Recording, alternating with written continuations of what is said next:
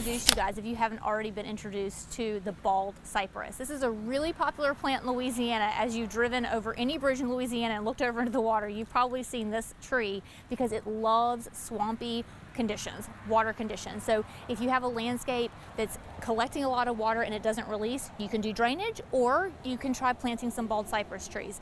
A few things to consider and to think about. One really nice thing about the bald cypress is it really, once it matures, it really has a beautiful structure. It has a pyramidal structure to the branches up top, and in the fall you're going to get that really pretty rusty leaf color that we don't have a lot of here in the South. We don't have a lot of that fall color change, and the bald cypress does provide that. Now, here's a big con to consider.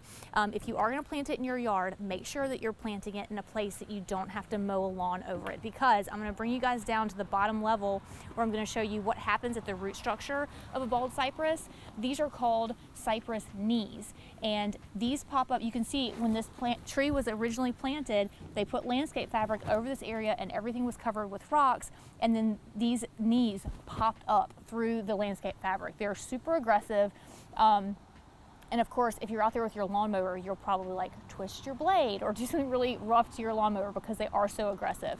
So just keep that in mind if you're considering this plant. It is a beautiful tree. It's wonderful for so many conditions, but this is something to contend with if you do decide to put it on your property. So just a few things to consider, but overall, a beautiful plant for your property.